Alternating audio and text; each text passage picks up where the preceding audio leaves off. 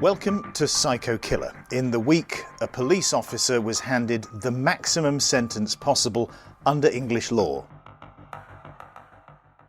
Wayne Couzens, a serving police officer at the time, was given a whole life sentence for the kidnap, rape and murder of Sarah-Everard, a 33-year-old marketing executive from South London. Couzens becomes one of about 60 British criminals who will die in jail. Acting alone, Couzens illegally detained Ms Everard as she walked home from a friend's house in Clapham on the 3rd of March 2021. He handcuffed her, drove her to a remote location in Kent, where he raped her, murdered her and burnt her body in a scrap refrigerator, later putting it into rubble sacks and dumping it in a stream. I think it's fair to say the whole country is still in shock. The Met Police Chief, Dame Cressida-Dick, has apologised for Couzens' abuse of his position of trust, and the Policing Minister, Kit Malthouse, has advised the public to seek independent verification if stopped by a plainclothes police officer operating alone. Now, there's an ongoing investigation into Couzens being linked to other crimes and an investigation into how he managed to pass the Met's and Kent Police's vetting procedures. Jack Morrell, 30 years on the police force, although not the Met or Kent, I have to say, can the public ever trust a police officer ever again? The answer to that, I hope, is yes, and I think it will return in whatever form this trust is that the public have or should have with the British police. Now, I am sick to the core, as many of my colleagues are, to what has been revealed, what happened with this awful murder. As a former police officer and a man, I'm probably the last person anyone wants to hear about from right now. I was tempted to keep my head down as the details of this case were reported, but I need to get this off my chest, to be quite frank, Simon. Sarah-Everard's murder was a disgusting crime committed by a disgusting individual who used his status as a police officer to abduct a woman off a London street. Now, we've heard various things in the press.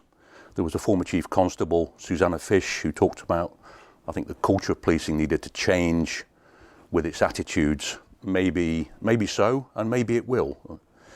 We've also heard from the chair of the Police Federation in England, who again talks about this vile individual's abuse of authority.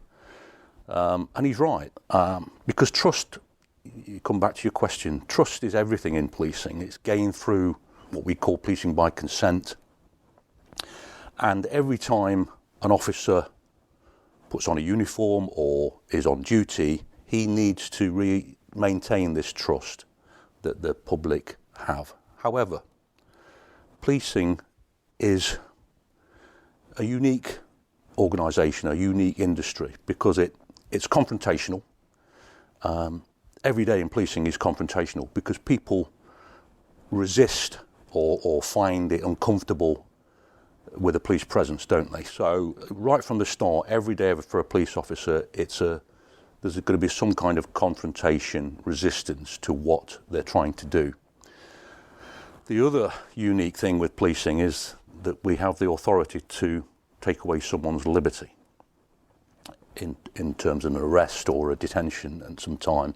And it's that grates with what's happened here so much, because I don't see Couzens as being a police officer on that day. He relinquished that role when he went out with the intentions he had on that day.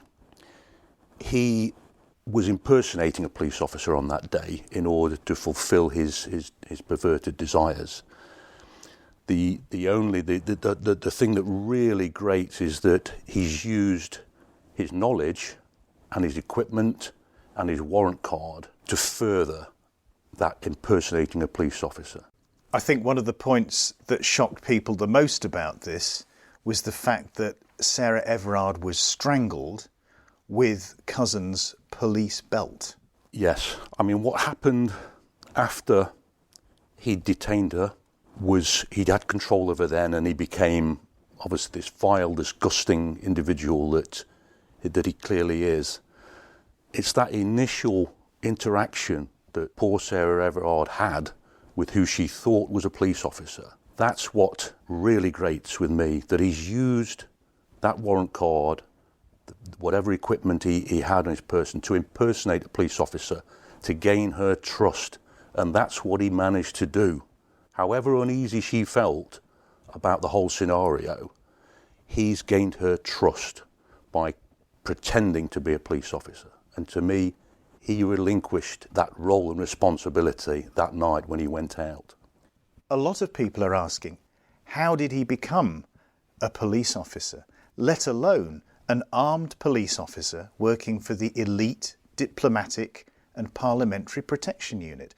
The day before, the night when he abducted Sarah-Everard, he'd completed a 12-hour shift as an armed protection officer at the American Embassy, the US Embassy in London. He should have been one of the most elite and most highly trained and most highly vetted members of any police force to carry a firearm and fulfill that role. He wasn't just an ordinary copper. And yet, here he is, as you call him, a disgusting individual. How on earth was that allowed to happen? Absolutely. That's the question that we are asking. It's the question that will be answered, I suppose, by the IOPC, the Independent Office for Police Conduct, with their investigation. The Serious Crime Homicide Review will also look at it. It is wrong that somebody with his apparent background and his behaviour and his sexual perversion is allowed to follow him and take him into the police organisation. Should never have happened. It did, and that will be looked into. However, as I've said before, policing, I came from almost all my service was as an investigative detective, speaking to people, trying to elicit information from them, gaining that trust. His role, it would appear, was a more static, almost a guarding role within the police. I don't know what level of being a rounded police officer he ever was, what his training was. There's talk of that being cut short as well.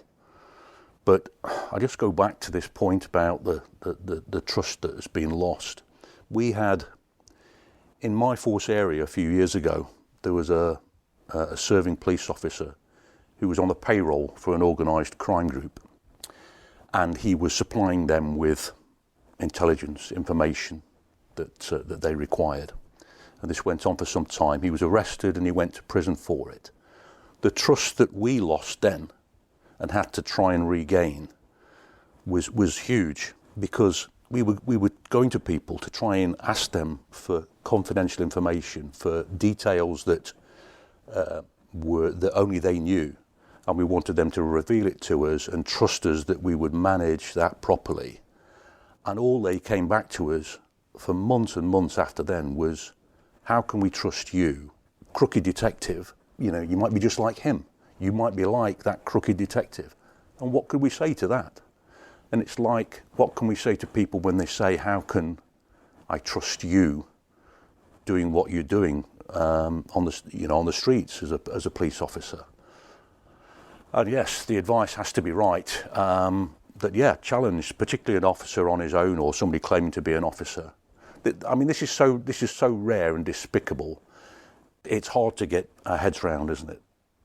Couzens was using the coronavirus regulations. He'd been on patrol in January, and he used that as a pretext for detaining Sarah-Everard. In fact, two people who drove past witnessed what was in fact an abduction and were convinced that it was a legitimate arrest, so they went on their way. How can people be confident in general that they can walk the streets when one of the very people who's supposed to protect us turns out to be a psycho killer? Absolutely right. There needs to be some reassurance and some advice for people to how to react when they're engaging or being engaged by a police officer. That's a given. Whether there's any huge internal changes might take place, which, I don't know, a nationally recognised form of warrant card or uniform, or a way to identify a police vehicle, even if it's unmarked police vehicle. You know, all these things maybe are going to be considered. Whether they're achievable, it's difficult to say. But you know, maybe officers can't carry their warrant card unless they're on duty. Maybe they have to sign in to a police station and be issued the warrant card like he would have been issued his firearm. You know, it is so raw.